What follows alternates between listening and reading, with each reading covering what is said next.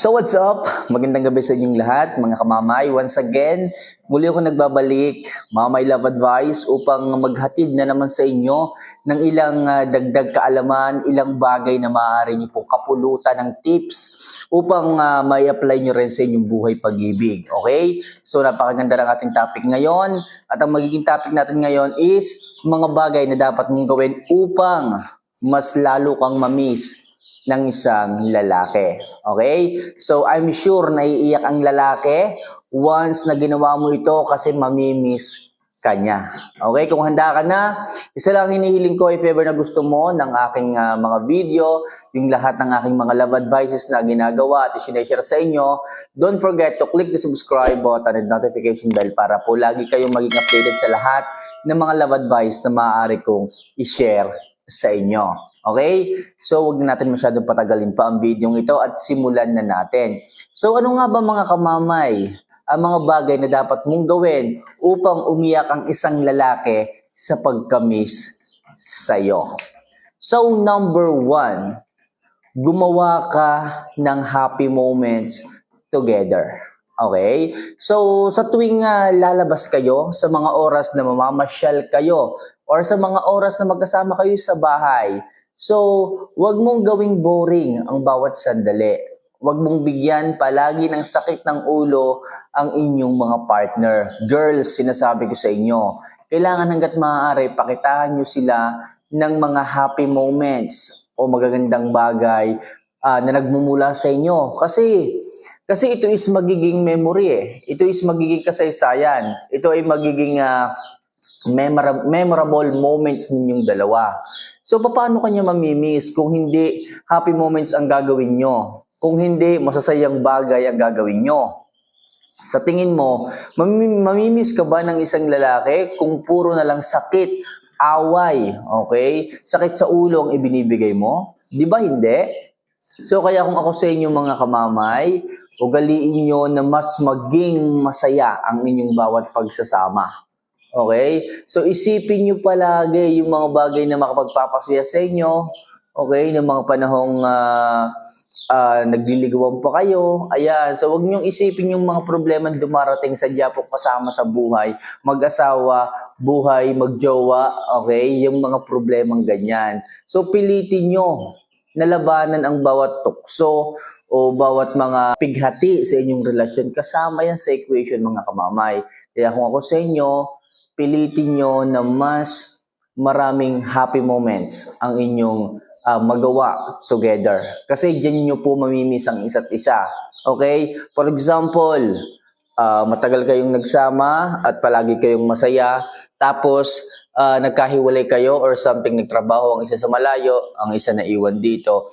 So, mamimiss ka niya dahil sa mga happy moments na ginawa ninyo. Especially kung may mga pictures kayo sa cellphone, may mga pictures kayong ipinrint, okay? So, happy moments po yung inyong mabubuo sa ganyan. At mamimiss kayo ng isang lalaki, oras na makita niya yung mga pictures na yan, makita niya yung mga printed photos ninyong dalawa together. So, next, number 2, huwag mo siya palaging kukulitin. Ito, most of the time, ang ating mga girls, masyadong makukulit. Bakit? Kapag ka masyadong boring, masyadong smooth ang relationship, masyado nila kinukulit ang kanilang mga jowa. Iisipin nila, ay boring. Ano kaya't awayin ko ang jowa ko? Ano kaya't magtampo ko sa jowa ko para magkaroon ng thrill? Huwag ganyan mga kamamay. Hindi kayo mamimiss ng isang lalaki kapag ka ganyan ang gagawin nyo. Kapag ka ganyan ang ginagawa ninyo. Kapag ka walang problema ang relasyon, bibigyan nyo ng problema. Hindi ganyan. Kailangan huwag kayong makulit. Huwag nyo na silang i-message kung sila is aawayan nyo lamang din. Okay? So, pinipilit nila na maging healthy ang relationship. Pinipilit nila na walang maging problema ang relasyon. Maging smooth lang ang inyong, ang inyong relasyon. Tapos ikaw naman, ikaw mismo yung gagawa ng away, ng gusot, kahit alam mo namang walang kasalanan yung lalaki. So, dahil lamang sa dahilan mo na boring ka, parang ang gaan-gaan ng relasyon, parang ang walang thrill ang relasyon, so aawayin mo yung jowa mo. So wag ganun. Okay, wag kayong maging makulit. Sa halip, mas mahalin nyo ang lalaki, mas mahalin nyo ang jowa ninyo kasi wala silang ibang inisip kundi ang mabigyan kayo ng isang healthy relationship. Walang sakit sa ulo, walang away, walang pagdududa, di ba? So napakaswerte mo kapag ganyan ang jowa o ang partner mo. Kaya kung ako sa inyo, huwag kayong masyadong makulit. Huwag kayong gumawa ng issue. Huwag kayong gumawa ng away sa inyong relasyon. Kung alam nyo na boring lang ang dahilan.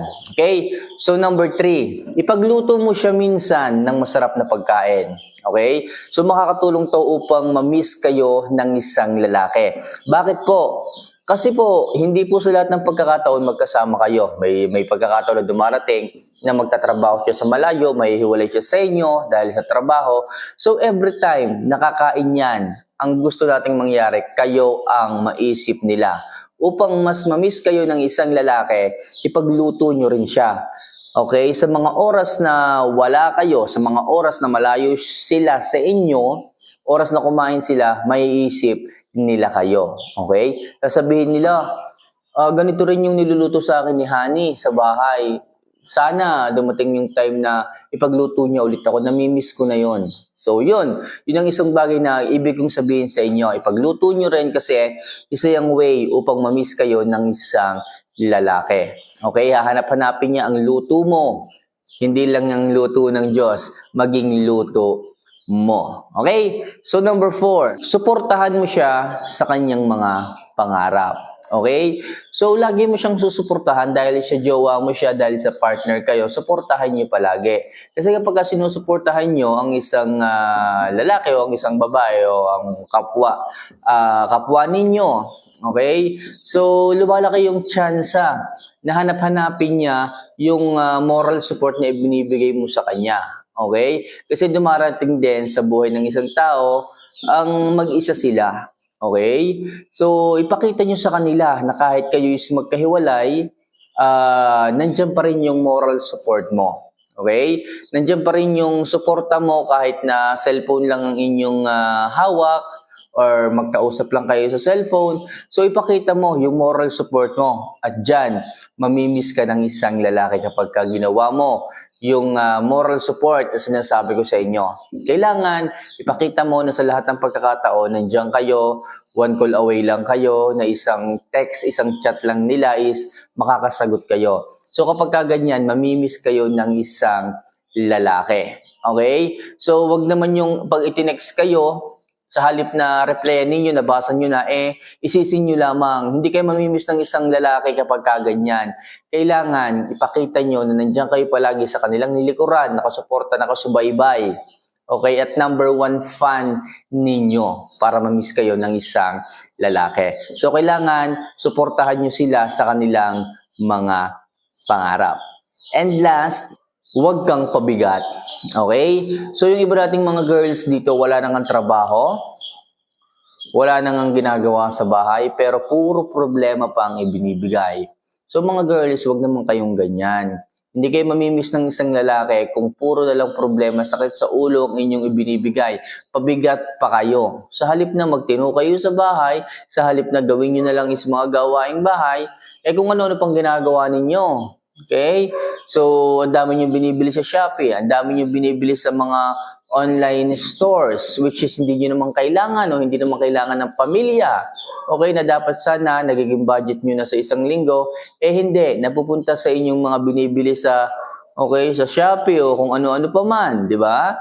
So, be wise mga girls, be wise para sa ganon, mamiss kayo at hanap-hanapin kayo ng isang lalaki kapag ganyan. So, kapag naging behave kayo, naging mapagkakatiwalaan kayo, so malaki yung chance na hanap-hanapin at mamiss kayo ng isang lalaki kapag ganyan. Okay? So, kaya sinasabi ko sa inyo mga kamamay, pilitin yung huwag maging pabigat. At kung kaya, maghanap kayo ng trabaho, online job or sideline jobs, pwede yan. Okay, kahit pa paano makatulong kayo sa gastusin dito sa bahay. Oo, medyo mahirap nga yung nandito sa bahay, okay, yung ating mga housewives or yung ating mga girls dito na naiiwan sa bahay kahit walang trabaho. Marami kasing gawain linis bahay, maghugas ng plato, maglaba, mag-alaga sa bata, at kung ano-ano pa.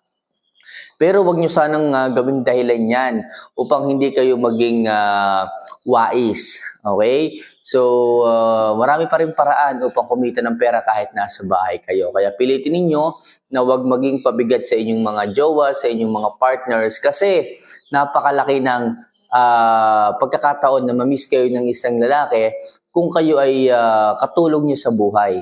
Hindi kayo pabigat. Baka mamaya, yung lalaki ayaw nang umuwi ng bahay dahil pag-uwi niya, sisarmunan mo lamang dahil pag-uwi niya, wala pang sinaing, siya pa yung magsasaing. Pag-uwi niya, hindi pa maayos ang bahay, magulong-magulo pa, maraming kalat, di ba? Sino ba namang gustong umuwi ng ganyan? Kung ako ang lalaki, baka hindi rin kita mamiss kapag kaganyan. Kaya kung ako sa inyo, linisin niyo ang bahay, ayusin niyo, i-fix niyo, maghapon naman yan, maraming oras. At pag uwi ng inyong mga mister, ang inyong mga jowa, relax siya kasi nakita niya na maayos ang bahay and mamimiss ka niya. So yun lang mga kamamay, kaya kung ako sa inyo, gawin niyo itong mga tips na ibinigay ko upang mas mamiss pa kayo ng isang lalaki. Okay? So for more video and tips tungkol sa love advice, don't forget to click the subscribe button and notification bell para lagi kayo maging updated sa lahat ng mga videos ko pang i-upload. Okay? So maraming salamat sa panonood mga kamamay. See you for our next vlog. Paalam.